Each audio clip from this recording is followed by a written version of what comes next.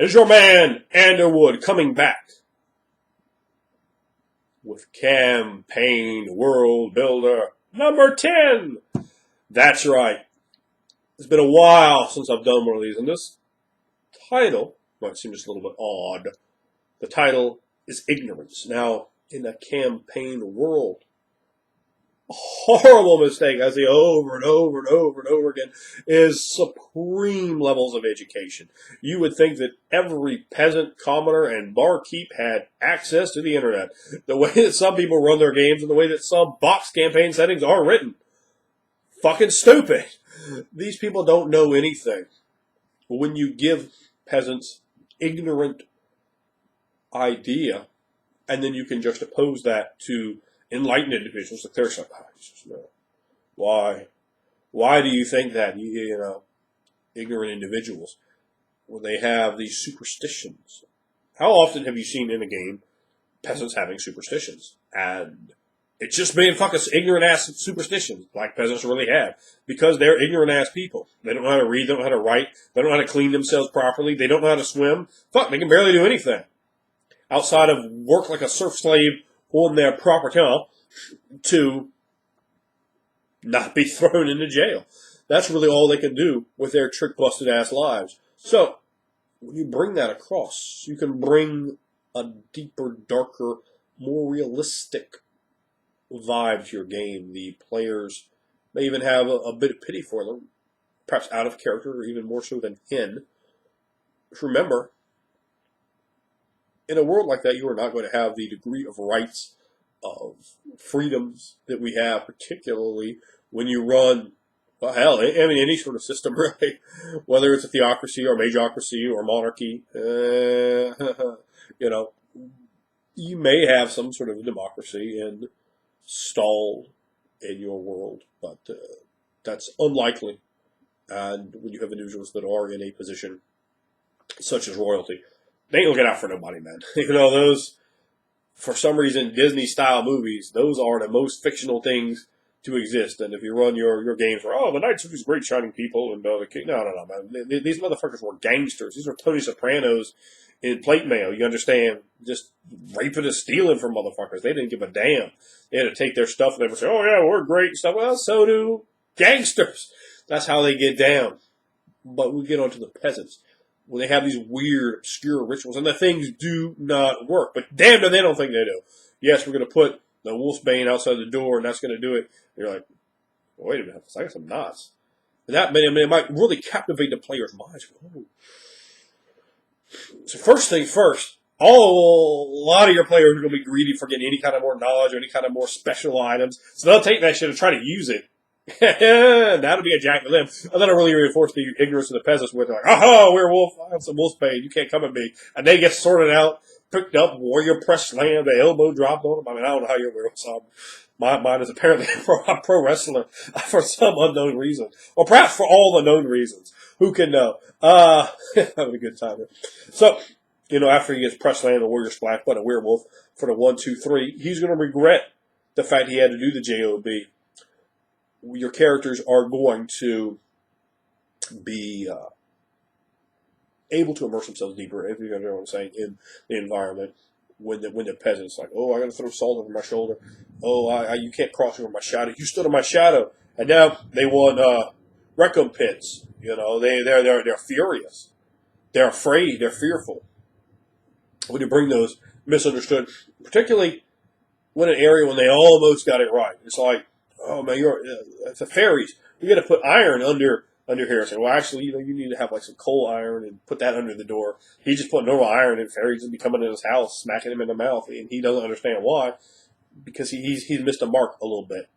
And you know, your peasants aren't necessarily just going to be groveling. You know, these interlopers, strangers, vagabonds, adventuring parties don't look like majestic sort of individuals often. They look like scum of the earth, coming around, plundering tombs, you know, doing things that probably, in a lot of cases, they ought to be hung for. So, peasants are going to be quite leery of these adventuring parties poking and prying around. Now, that doesn't go for every adventuring party, but let's just go with stock grade A. I can't explore what exactly your adventuring party is every single time.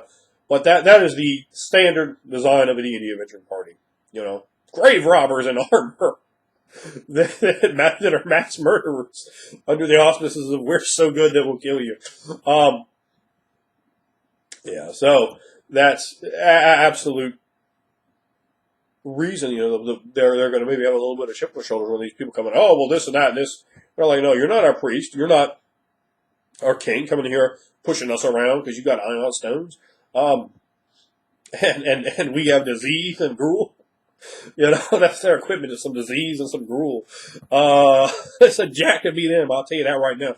So while they have their gruel and disease, the players are saying, "Oh, actually, you need to do this, this, and this," and that high-handed, arrogant style.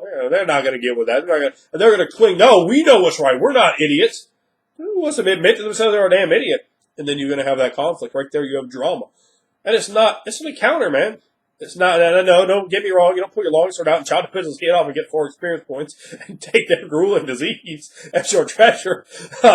What you do is you role play back and forth, and you have a scene there.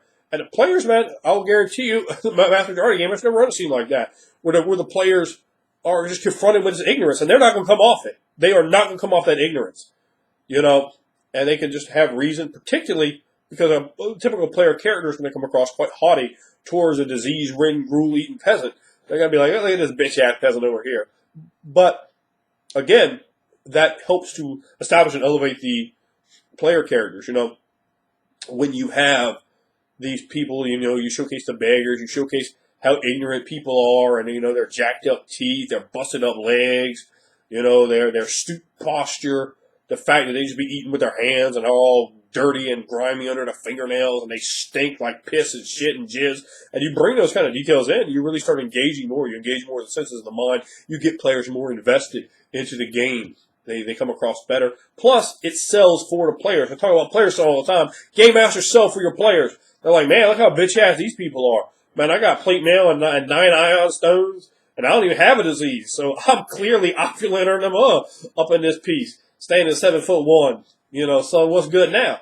So when you can do that, when you can showcase the players, and just show them, the people in a village, they don't have to be all like well educated and standing there with their blacksmith and their inn and the what else do we have? The general store, all the generic bullshit you have for generic town after generic town. No, have them just ignorant as fuck. Like there's no books in this town. They might have never seen a book before. Like, oh, what's that thing? It's a book. What's a book? It's for reading. What's reading? Oh, God. You can have that level, particularly out there in the country, that sort of level of ignorance. Remember, people don't move around a lot. In medieval, Dark Ages, people didn't move around a lot. Who the fuck's moving around when you got 1 hit point and they're owl bears? They're goddamn owl bears out there, and they will eat you. If they don't get you, the Laracuda will.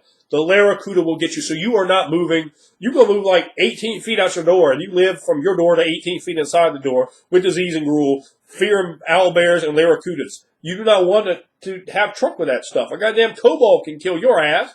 He's got 4 hit points and a rusty short sword. So it's a situation where these people are massively ignorant. Trade is going to be more restrictive in a fantasy world where you have Laracudas and owlbears and disease than it is in the real world. So you got to think and dial those things back. Where, in fact, the populace should be more ignorant. Wizards aren't trying to help like some ignorant ass people out. The majority of wizards are going to be stuck up and have no interest in helping them dealing with each other or just themselves. I guess you could have a world where super magic is everywhere. But again, we're talking about fantasy scales. Maybe your peasants would be different. If you want to run a 10-style fantasy game, but a darker, grittier fantasy game, the people are going to be more ignorant. They're going to be dirtier. They're going to be smelling of more piss. They're going to be smelling of more shit. They're going to have more disease. They're going to have more gruel than people in the real world. You understand? So when you have that individual, man, make them come off grimy and dirty and busted and ignorant and fucking maybe even belligerent. Not every one of them has to be belligerent, but it's, I will cling to the values I have that planting daisies in front of my house will keep pixies from coming in and raping me while I'm asleep. No, I'm not. You're trying to confuse me so I can rape my pixies while I'm asleep. And they're going to think that. And they're going to think other things. They're going to come up with quite ridiculous. And you don't have to make something so silly and over the top like that. Make it, more questionable, where the players might actually from it go, ooh, and the guy's like, yes, actually, if you keep a small bar of rusted iron on your left hip, you can see in the shadow of a man that he is truly a dragon in disguise. And the players go, watch those motherfuckers. See if a motherfucker in your party, a sixth player, they'll pull you aside and go, rusty ass iron bars, put it in my pocket. And he'll be quoting you. No, remember, I got a rusty ass iron bar in my left hip pocket. It's right there. It's on my carrot sheet. I got that bar. Doesn't do anything. But damned if Jethro's mama didn't say it did. You know, because damn, we all well know you gotta have your rusty ass iron bar on your right hip.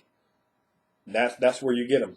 You know, having those superstitions, having that lore, having that hearth wisdom. Remember, hearth wisdom is just another way, quite often, of saying foolishness. So have them engage in some just general foolishness. These are ignorant, no teeth having, serf, gruel eating, owlbear fearing people.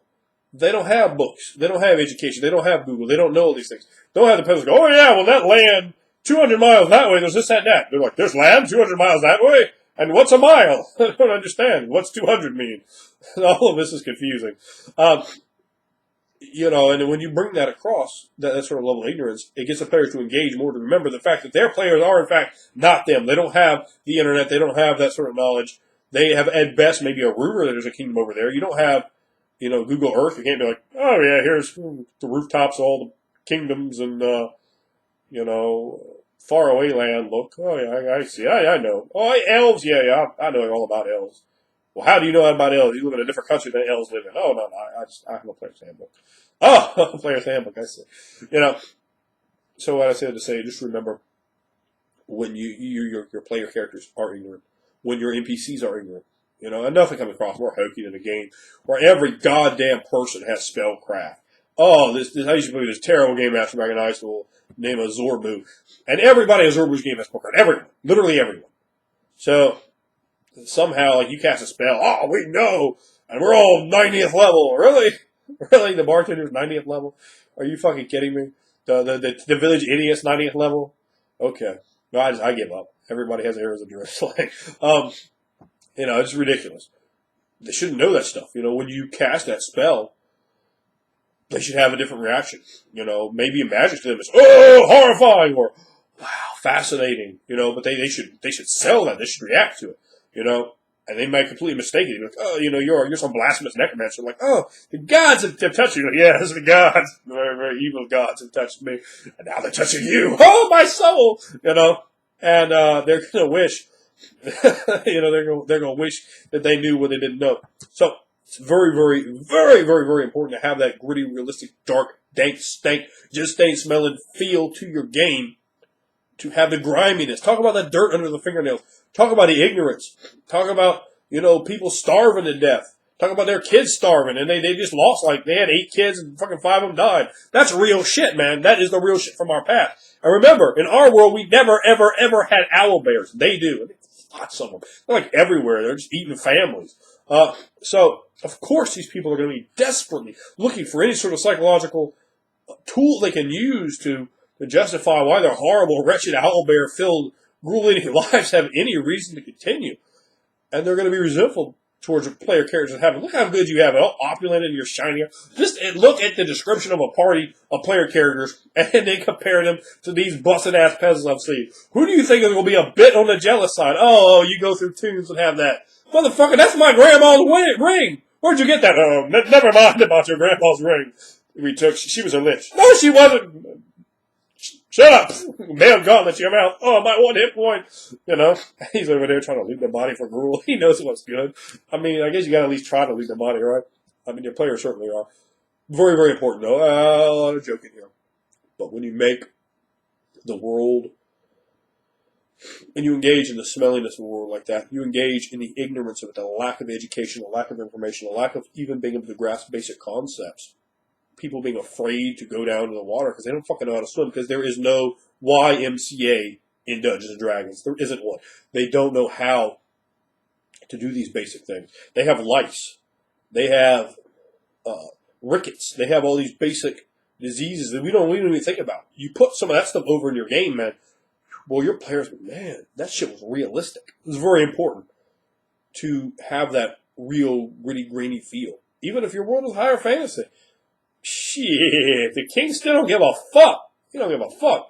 A serf is a serf, and the serf is going to be jacked up. Serf can't read. Serf start reading, you start having some problems. They're going to start wanting to not have gruel and disease. They're going to want some real equipment. They can't have that when you're the king. So, that's an important thing to think about. So, the Bannerwood with Campaign Builders, number 10.